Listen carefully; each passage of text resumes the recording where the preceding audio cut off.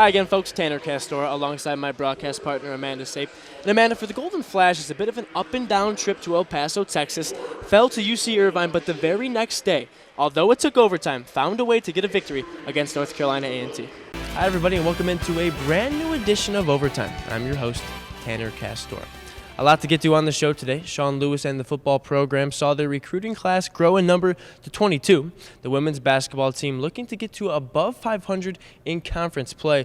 But we will start with the men's basketball team, who has seemed to have found their footing once again. The Kentucky Wildcats, I guess they're back. They were never here, but now they are. They're 5-0 for the first time in over 50 years. Benny Snell, we talked about him. He's going to win the Heisman. The Kentucky Wildcats. Heard it here first. Forget basketball season. They're going to win the national championship. They're back. You got Nova in your Final Four. Who, quickly, tell me each of you, gets out of this region? Is it Virginia? Is it Tennessee? The Golden Knights have not lost in almost 2 years. Do they deserve to be in the college football playoff? Two of them, in Jalen Avery and Jalen Walker, who had been in the program for all 4 years.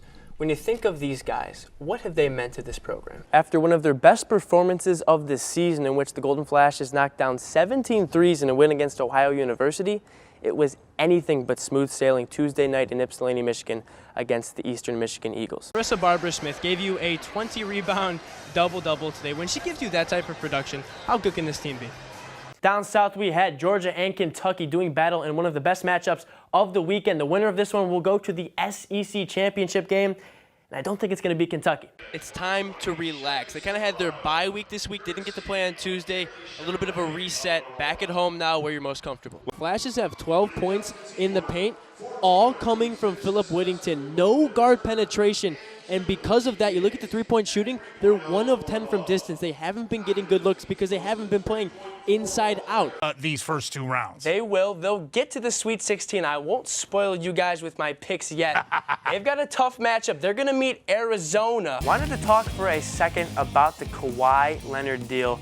Not so sure what the Raptors are thinking. We'll get to that in a second, but let's talk about the San Antonio Spurs. Is it week to week with his job security, or are they going to give him a full season? Before we get back to the AFC North, let's go to the NFC. Okay. The 49ers quietly are 6-0. Yeah. Are they a team right now that's the favorite to maybe make it to a Super Bowl? Hold on now. This is you have a lot of versatility with potatoes now. We got a lot of different kind of potatoes. But I know what I'm getting with Cheez-Its. But Kansas, okay, they've won 14 straight conference titles, but this is not a great Kansas team. They're good, but 37% of their offense comes, as you see there, from beyond the three-point line. Now, Penn, second best in the country at defending the three-point arc. Now, again, I'm not sure what the committee is doing. Michigan State has no business being a 3 seed. 29-4, won the regular season Big Ten title, and they've got 2 guys in Miles Bridges and Jaren Jackson who are surefire lottery picks. Just 33% as a team. That's good for 9th best in the conference. But Antonio Williams climbing the invisible ladder and throwing it down. But under 4 minutes to go, Russell Wilson, one of the most underappreciated quarterbacks in the entire league, airs it out, and you can't throw it any better. David Moore, 35 yards later, we are tied at 27. Joe Flacco and the Baltimore Ravens in Pittsburgh. And that right there, my friends, is an elite throw. John Brown on the receiving end, the Purple Birds up by 7 first quarter. Now take a look at this. Tony Jefferson, an absolute perfect tackle. No targeting. That is textbook. And also, look at here, gets the strip. That's textbook. It is. Like it's you said. Perfect. That would lead to a touchdown. The Ravens led 14-0. Troy Simon, so far in the first half, he done his damage from the perimeter, but that time off a pump fake, goes to the rim with authority. Little up fake, and then he is gone to the rim. London McDay on a poster. Later in the half, right before the buzzer, step back 3 cash money. James had 24, Lakers led by a point at the break. Third quarter now, Aaron Gordon with the Bunnies. Reverse throwdown, he had 17. Magic up 61-57.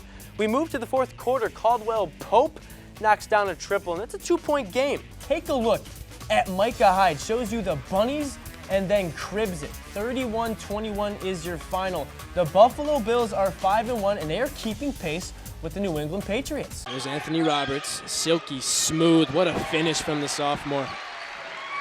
4th down and 10. Mustangs leading by 22. 6:11 to go. Charlotte looking, being chased now. Got to do something and can't. 36-15, Kent State on top by 21. You can make it 24 as Danny Pippin has caught fire in this first half. Now 4 of 5 from the field. He's got 13. It's okay. I like what he was doing there. And if you watch this Kent State team here today, something we hadn't seen the past couple weeks is the way the ball is moving from side to side. If there is an invisible line down the middle of the court, the ball is crossing it several times, and that's how you get a defense moving, and that's how you get good looks. Chris Olave made a name for himself on Saturday. His first career touchdown in an Ohio State uniform, and what a time to do it. Now after 2 Michigan field goals, Olave, again, the true freshman, his second career touchdown, and the Buckeyes led 14-6. How about this? Antonio Williams. That ball left the camera lens there. We couldn't even see it. That's how high Anthony Roberts threw that pass. And that's how high up the 6-foot senior guard went and got it.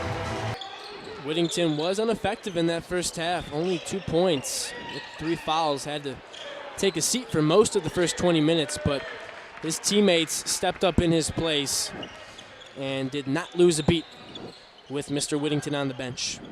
That young man's a big reason why Jason Preston can do it all. He's top 15 in the conference in scoring, assists, and rebounding. Such a Swiss Army knife. And what a luxury to have a point guard that you can post up and he can move like that. That is not an easy shot. Falling away, using that right hand to get that one to drop. Look at his stat line already. 4 points, 4 assists, 2 rebounds. Jason Preston can fill it up.